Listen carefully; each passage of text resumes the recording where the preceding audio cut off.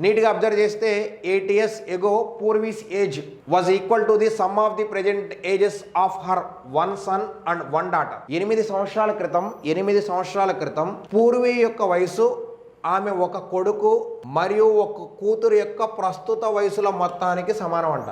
అంటే 8 సంవత్సరాల క్రితం పూర్వీ వయసుని తీసుకుని ప్రస్తుతం కొడుకు వయసు కూతురు వయసుని కలిపితే దానికి సమానం అవుతుంది 8 సంవత్సరాల క్రితం పూర్వీ వయసు అంటున్నాడు.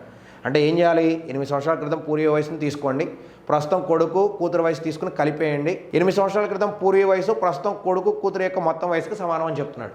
నెక్స్ట్, ఇప్పటి నుండి 5 సంవత్సరాల తర్వాత 5 years ఆఫ్టర్ 5 సంవత్సరాల తర్వాత ఆమె కూతురు మరియు కొడుకు యొక్క వయసుల నిష్పత్తి 7:6. సో కూతురు కొడుకు అంటే డాటర్ సన్.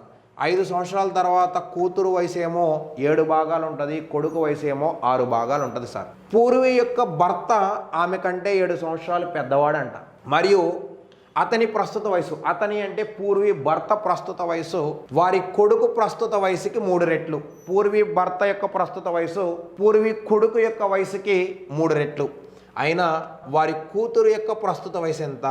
సో వాడేమంటున్నాడు? What is the present age of the daughter? ఎప్పుడు? ప్రజెంట్. అయితే డాటర్ యొక్క వయసు 5 సంవత్సరాల తర్వాత ఏమైందండి? 7 × 7 యొక్క గుణిజం అయ్యిద్ది. ఇవన్నీ కూడా డాటర్ యొక్క ప్రజెంటేజెస్ కదా. మనకి 7 అనేది 5 సంవత్సరాల తర్వాత పూర్వీ కూతురు యొక్క వయసు భాగాలు.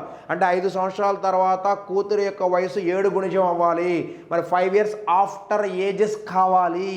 సో ఇవన్నీ ప్రస్తుతం కాబట్టి వీటన్నిటికీ 5 years ఆఫ్టర్ అంటున్నాడు కాబట్టి అన్నిటికీ 5ని కలపండి. 15 + 5 20, 23, 23 + 5 ఎంత అవుతుంది?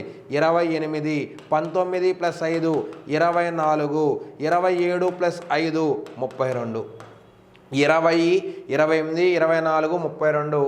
5 years ఆఫ్టర్ 5 సంవత్సరాల తర్వాత పూర్వీ యొక్క వయసులు వాటిలో ఒకటి అయ్యింది 5 years after. 5 years after 7 multiple అవ్వాలండి, 7 యొక్క గుణిజం అవ్వాలి. 27 గుణిజం కాదు, 28 ఓకే, 24 కాదు, 32 కాదు. సో మన ఆన్సర్ ఏమవుతుంది బాబు అంటే పూర్వీ యొక్క వయసు 5 సంవత్సరాల తర్వాత అయితే 28, మరి ప్రస్తుతం ఎంత అంటే 23. That is option number 1. Okay right, thank you.